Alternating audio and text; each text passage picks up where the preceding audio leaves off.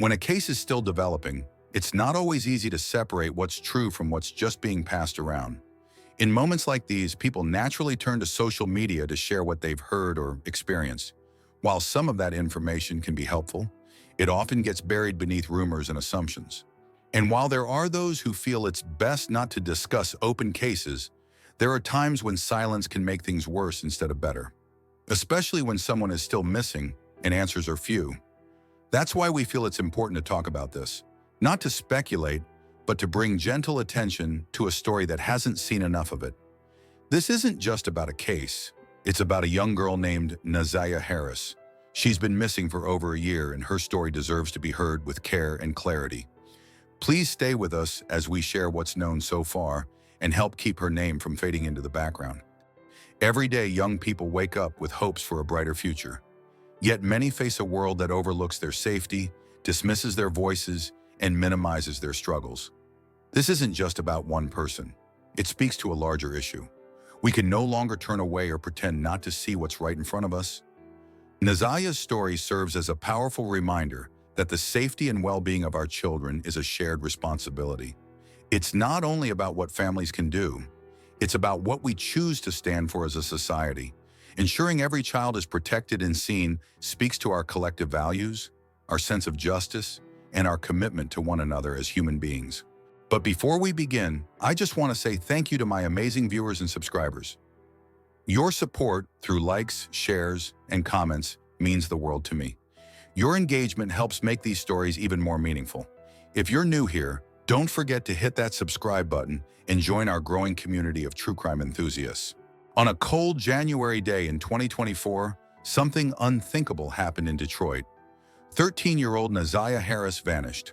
What began as a seemingly ordinary school day quickly turned into a deeply troubling mystery that would leave her loved ones searching for answers.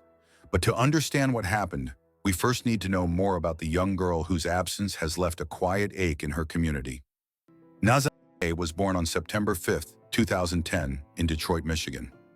Life from the start wasn't easy, as her birth parents, Nicole Harris and Emvin Jennings, faced personal challenges that made it difficult to raise her. Her grandmother, Annette Harris, stepped in to care for her and later officially adopted her. By the time she was in 7th grade, Naziah was attending J.E. Clark Preparatory Academy. While not much about her day-to-day life has been made public, one thing is clear. On January 9th, she followed her normal routine. She went to school, got on her bus at the end of the day, and got off near Cornwell Street and 3M Road, close to where she lived. But that afternoon, she never made it home. Naziah's family waited for her to come home as she normally did. But as time went by and she still hadn't returned, their worry grew. Her grandmother, Annette, who cared for her daily, grew more concerned when she realized Naziah hadn't checked in and was not at home.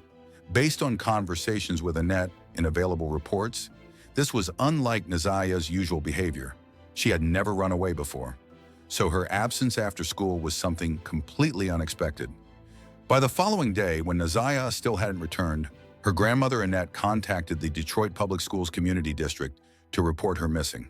The call was received by school police officer Derek Wolf.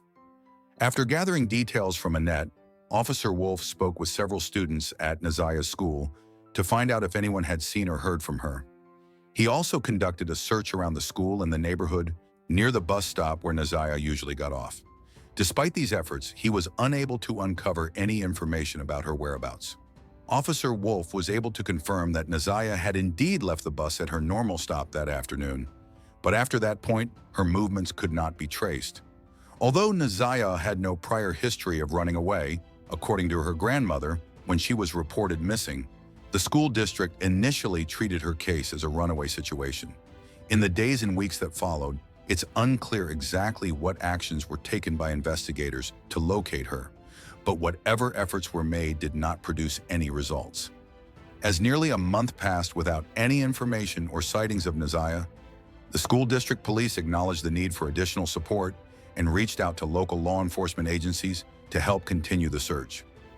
The chief of public safety for the school district told the Detroit News that after reviewing Naziah's social media activity and speaking with her friends and classmates, it became evident that her disappearance might involve more than just a typical runaway case. At that point, the the decision was made to bring in the Detroit Police Department for further assistance.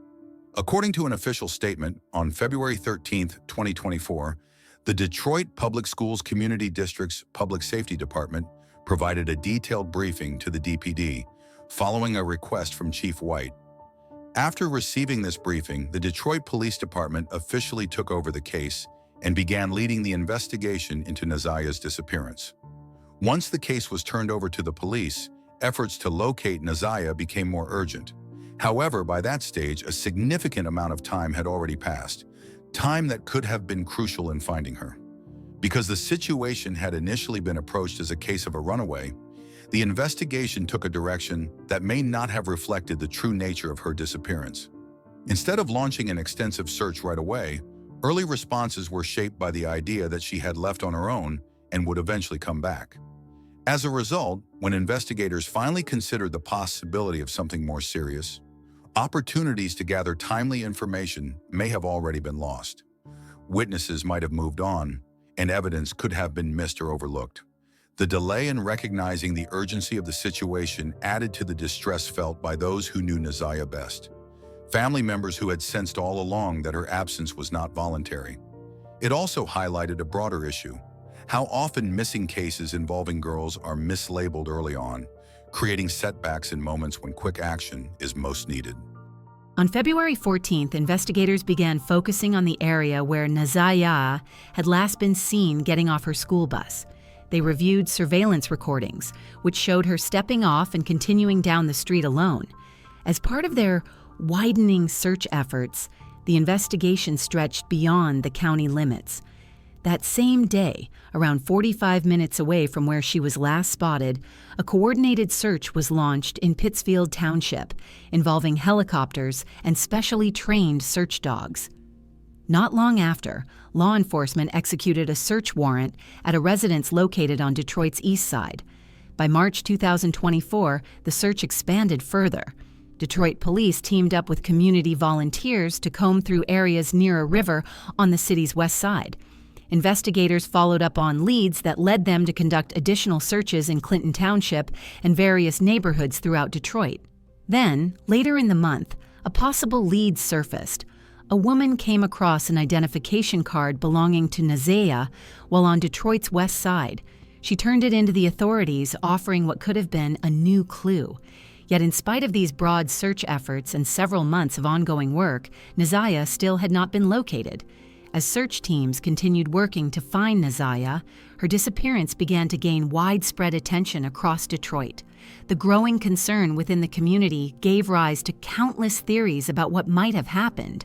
With each day that passed and no new developments, speculation took hold. Some believed she had chosen to leave, while others feared something more serious had occurred. These varied assumptions only deepened the mystery and heightened public anxiety. News outlets around the city began reporting on the situation more regularly, bringing even more visibility to the case.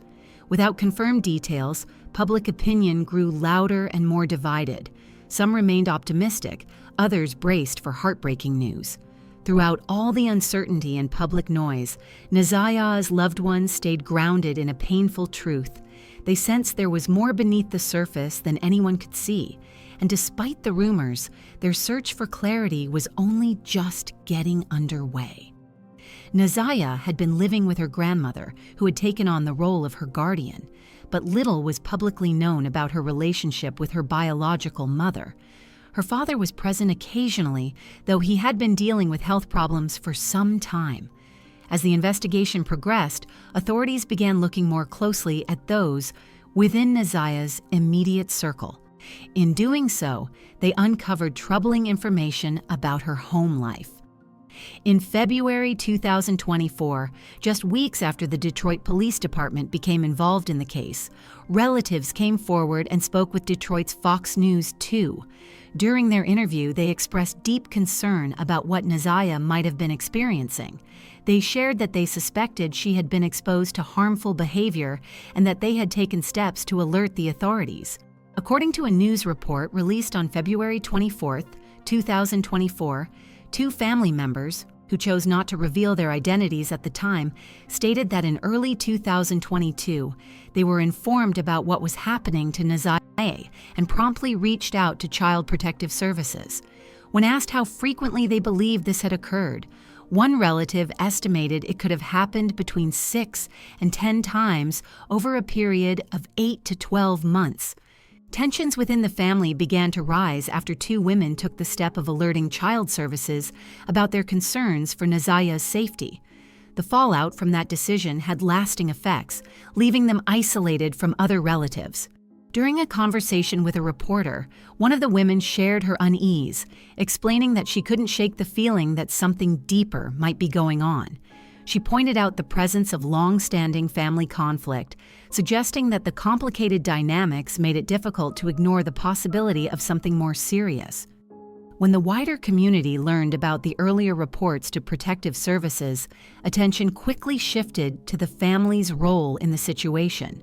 Many were disturbed to find out that nearly a month had passed before law enforcement became involved. But it was the revelation of past concerns and the fact that they had already been reported that truly struck a nerve. As this information became public, frustration quickly escalated into outrage. Questions began swirling. Were people close to Naziah being fully honest? Did someone know more than they were saying? The absence of clear answers and the silence from certain family members led to widespread speculation. Trust in the family unit began to wear thin, as more and more people wondered whether the truth was being withheld. As the case gained momentum, the spotlight on Naziah's family grew more intense. Investigators were now moving into more complicated territory, and each new piece of information seemed to raise more questions than it answered. Was someone holding back the full story? Or could the clues be pointing in a completely unexpected direction? What started as a straightforward missing person search was now becoming more complex with every step. And not long after, a significant development would cast everything that came before it in a new light. It was January 9th, 2024, when 13-year-old Naziah Harris disappeared shortly after stepping off her school bus in Detroit, Michigan. As law enforcement worked to understand what happened that day, a trail of unsettling information began to surface. Over the next few months, investigators poured their energy into tracking every tip, reviewing evidence, and expanding the search beyond the city. They were determined to piece together what led to her disappearance, but each discovery only seemed to deepen the mystery surrounding Naziah's case. Search crews methodically checked through vacant houses, wooded trails, and nearby waterways, holding on to hope that something would lead them closer to answers. Volunteers joined law enforcement in the effort, working through challenging weather and difficult terrain. Authorities also widened the search beyond city limits, reaching into nearby areas. Still, no solid clues emerged. As days passed, the urgency only intensified. Finding Naziah had become more than just a search. It was a desperate effort against time, where every delay brought more questions and deeper concern. While going through background information, investigators uncovered something that caught their attention. 2 years before Naziah's disappearance, some of her relatives had contacted child services with concerns about her well-being.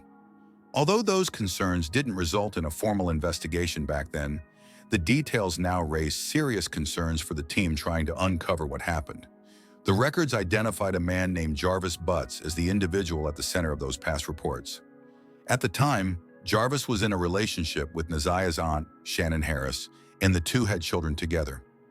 For detectives, this connection added a significant new layer to the ongoing investigation. In the course of their investigation, authorities discovered that in early 2022, a serious conversation had taken place between Naziah's great-aunt and her niece Shannon. According to the great-aunt, later publicly named as Janelle in an interview with ABC7, Shannon had allegedly told her that Jarvis was behaving inappropriately toward Naziah and two other children. Janelle said this instantly raised red flags for her, especially since she was aware that Jarvis had a criminal background and had previously served time related to a similar offense. At first, Janelle didn't report the situation because Shannon assured her that she would handle it and inform the proper authorities. But when weeks passed without action, Janelle decided to step in. On April 13, 2022, she reached out to Child Protective Services and submitted a formal complaint. However, she later stated that she never heard back from them after that. Not long after, another family member also contacted CPS. Although officials did conduct interviews, their findings labeled the situation as low risk and did not lead to police involvement. Still, the previous allegations brought renewed attention to Jarvis during the ongoing investigation. Detectives began examining his connection to Naziah more closely. On February 15, 2024, police brought Jarvis in for questioning. He told investigators that on the day Naziah went missing, he was preoccupied with a separate legal matter and claimed he had no idea where she might be. He did mention, though, that Naziah occasionally stopped by the auto shop where he worked to visit his daughter, who was Naziah's cousin. While he denied having any involvement, investigators began to view him as someone they needed to look at more carefully. As the investigation moved forward, authorities quietly began shifting their attention more directly toward Jarvis Butts. Though he maintained that he didn't know what had happened to Naziah, the prior concerns raised by two family members about his behavior, along with his previous criminal background related to inappropriate conduct, gave law enforcement significant reason to take a closer look. These factors, along with new details coming to light, led investigators to consider him a key figure in the case. With this renewed focus, detectives began analyzing Jarvis's interactions with Naziah to get a better understanding of their connection. They reviewed his digital activity, including phone records and search history, to track any possible clues in the days leading up to her disappearance. Their search revealed a message exchange that took place on January 9, 2024, the same day Naziah was last seen. The messages were sent using a school-issued tablet, and they offered a glimpse into a planned meeting. One message from Naziah read, "Don't forget to be here before 3. I'll let you know when I leave school. If you're not here, I'll wait." She followed up with another text saying, "Send OK if you see the message so I can delete your number." Jarvis responded simply with, "OK." These messages added a new layer of urgency and concern to the case, giving investigators a clearer sense of who might have last been in contact with her. Once investigators reviewed the messages exchanged between Naziah and Jarvis, they noticed inconsistencies with what he had previously shared during his interview. In February, Jarvis had told detectives that he hadn't seen Naziah since sometime in late December or possibly early January, claiming their last interaction took place at her grandmother's home. When asked about any plans to meet her on January 9th, he firmly denied it, saying there was no such arrangement. He was also questioned about why Naziah would have his phone number or be messaging him, to which he responded that he had no idea. But after authorities confirmed the messages came from a school-issued device on the day she disappeared, it became clear that Jarvis hadn't been completely honest, and that discovery shifted the investigation sharply in his direction. To better understand his movements, detectives examined his phone's location data from January 9th. The data showed the phone had traveled from Detroit, not far from where his auto shop is located, to Ypsilanti around 4 p.m. that day. Investigators then spoke with Jarvis's sister, who recalled seeing him with a young girl at the shop that same day. When she asked who the child was, Jarvis told her that it was his girlfriend's niece. At the time, she didn't think much of it, but later realized the girl she saw was Naziah. In Ypsilanti, a different witness also spoke with detectives. This woman said that Jarvis and his business associate, Cordell, who is also the father of her child, had visited her location to work on her mother's vehicle. She recalled Jarvis introducing the young girl as his niece. While the child didn't speak much, the witness noted that nothing appeared out of the ordinary during their visit. These accounts, combined with the digital evidence, helped investigators start forming a clearer timeline, an understanding of the events surrounding the day Naziah was last seen. Following the stop in Ypsilanti, location data showed Jarvis's phone returning to Detroit and pinging at his auto shop. Later that evening, records indicated that he checked into the Park Crest Motel. The following day, just after noon, he checked out, and soon after, his phone was tracked heading toward the River Rouge neighborhood in Detroit. As part of the investigation, authorities began searching the areas that matched his movements.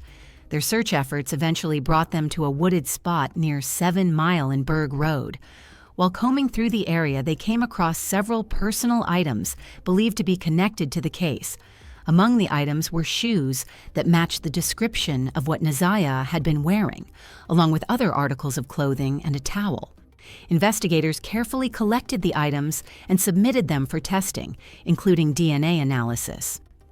These discoveries added to a growing body of evidence that called Jarvis's statements into question. Although he had denied having any recent contact with Naziah, multiple witnesses placed her in his presence on the same day she went missing. Additionally, his movements aligned with the locations where her belongings were later found. These facts began to paint a clearer picture, but investigators believed that what they had uncovered so far was only the beginning of a much deeper investigation. After investigators were granted access to Jarvis's phone records and search data, a troubling history began to unfold. They uncovered a long trail of messages between Jarvis and Naziah, stretching back to 2022, which pointed to a highly inappropriate and harmful connection. The nature of their communication raised serious concerns about his conduct over a prolonged period, beginning when Naziah was very young. Authorities found these messages deeply concerning, and they believe a particular conversation may have played a critical role in what eventually happened. On September 26, 2023, Naziah reached out to Jarvis in a series of messages, sharing that she was worried about a potential health issue. She mentioned missing her period and expressed fear and uncertainty about what to do next. In her message, she said she planned to visit a doctor the following day and asked Jarvis for support. He responded by referring to a previous test result that he believed had been negative. Still, Naziah insisted that she needed another test and explained that she didn't have the resources to get one on her own. She asked him repeatedly to help and provided specific instructions on how he might deliver it discreetly. Her messages became more urgent as she waited for a response. She followed up several times asking if he would help and urging him to reply. Eventually, Jarvis sent a short response, agreeing to her request. Authorities believe this interaction may have played a pivotal role in the events that followed. The revelation that Naziah was expecting a child and that Jarvis was believed to be involved shifted the investigation significantly and offered insight into a possible motive. Jarvis had a long history of inappropriate behavior toward Naziah, and the news of her pregnancy introduced a serious challenge for him. As someone with prior convictions related to inappropriate behavior, he was aware that exposure would lead to severe consequences. Facing this reality, it appeared he chose to take drastic measures. In early December 2023, authorities uncovered that between December 8th and 11th, Jarvis conducted numerous online searches related to abortion options. His activity included multiple visits to Planned Parenthood's website to review information about abortion medications. He also researched non-prescription remedies, including herbal teas advertised for pregnancy termination, and even looked into the effects of ingesting substances like red antifreeze. The discovery of digital communications between Jarvis Butts and Naziah provided investigators with critical evidence pointing to his involvement. While Naziah's remains had not been located at that time, law enforcement concluded the accumulated proof strongly indicated foul play. Authorities filed multiple serious charges against Butts on September 26, 2024, including homicide and unlawful conduct with a minor. At a subsequent media briefing, the prosecution team characterized Butts as a repeat offender who systematically exploited his connections to access vulnerable minors. Lead prosecutor Kim Worthy stated, "Our evidence demonstrates a calculated pattern of manipulation targeting Naziah. We intend to show the defendant ended her life upon learning about her pregnancy." On September 27, 2024, Jarvis appeared in court for his arraignment. By November of that year, he was officially scheduled to stand trial, facing charges related not only to Naziah's case, but also involving allegations from two other minors. In January 2025, a preliminary hearing was held to decide whether the case would proceed to a full trial. During this hearing, the prosecution laid out a comprehensive collection of evidence that illustrated Jarvis's connection to Naziah's disappearance and passing. Over several days, important testimony was given by several witnesses, including Jarvis's former fiancée, his sister, and a young girl witness who had seen inappropriate conduct directly. Investigators also shared key forensic findings, such as blood found on a sweatshirt associated with Jarvis that matched Naziah's DNA, alongside digital records like text messages and internet searches that linked him to the 13-year-old in question. After carefully considering the testimonies and forensic findings, Judge Sabri concluded that sufficient evidence existed to move forward with the case, describing Jarvis as a monster before formally sending the matter to trial. The court has now prepared for what is expected to be a widely followed trial set to take place in October 2025. We will continue to monitor the trial closely and report on the developments as they unfold. What has been revealed so far likely represents only a fraction of the evidence that will be shared during the trial. However, the case remains incomplete as Naziah's whereabouts are still unknown.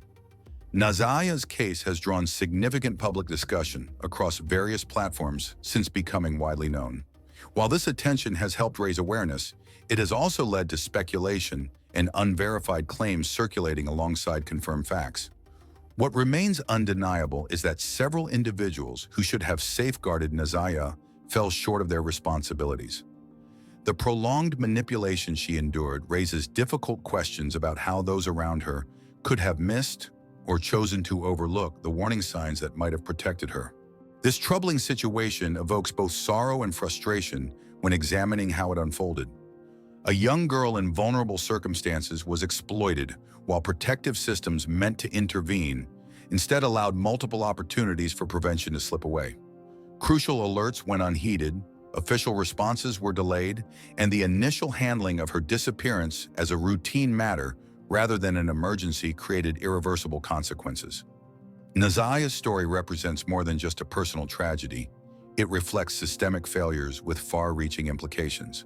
While the upcoming legal proceedings may provide some measure of accountability for the accused, they cannot restore what was lost or correct the institutional shortcomings that contributed to this outcome. The most meaningful response lies in honoring Naziah's memory by advocating for reforms that ensure better protection for all vulnerable youth, so no child's well-being is similarly disregarded.